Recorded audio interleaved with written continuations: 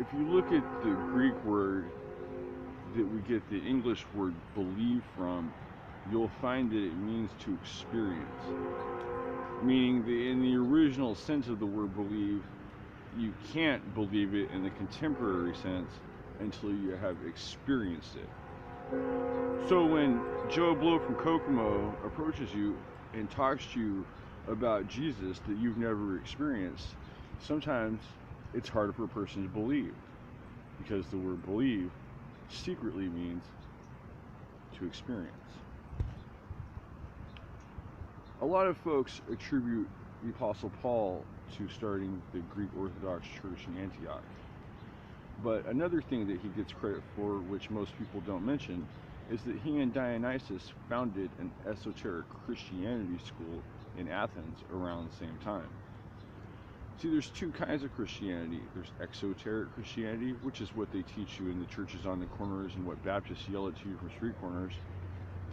And then there's esoteric Christianity, and that's the kind of Christianity that was done in private.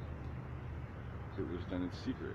It was done away from prying eyes that would have you put to death for being a Christian. Contemporary Christians call you to be a witness. They want you on every corner blabbing about Jesus this and Jesus that. But I think that maybe the original Christians had a different sense about it.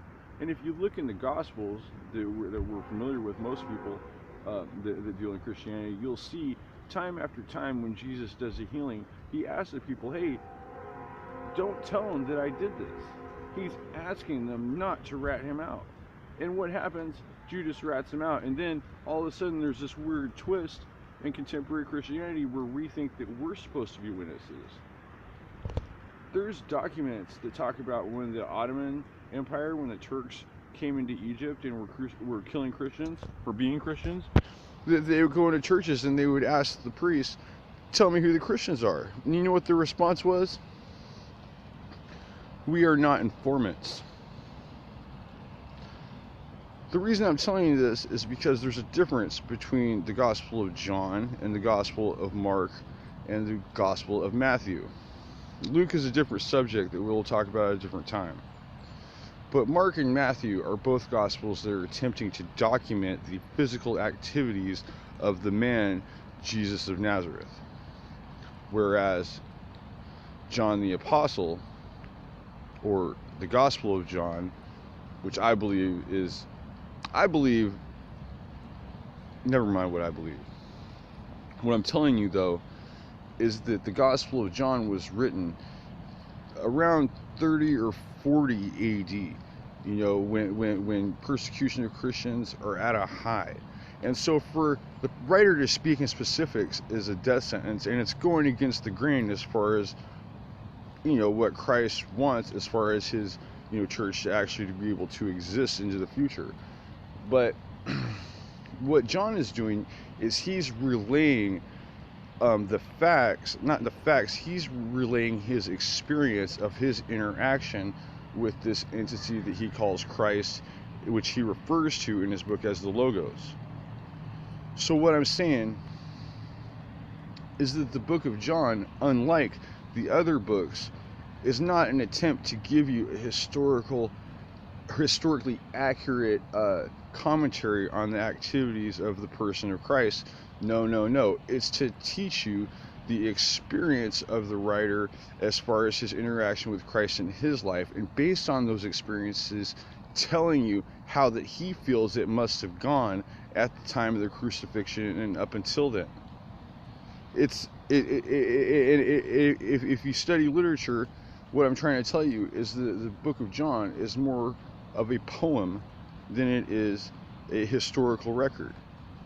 It is how one guy felt, and he's basing how he felt in a way to teach you how to experience that interaction that he is having with the divine source.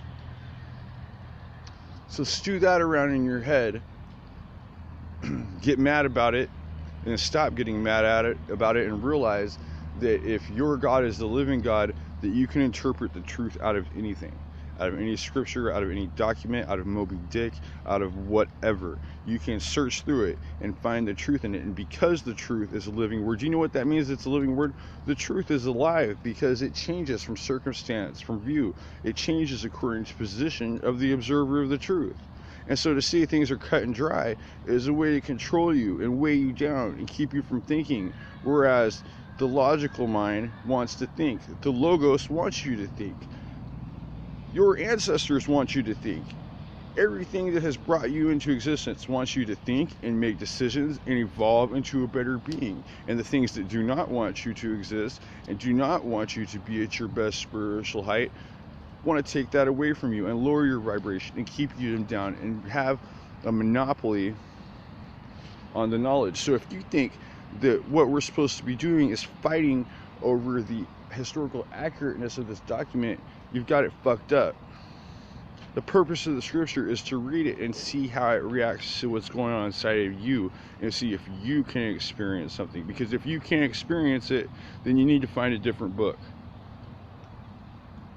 All I'm saying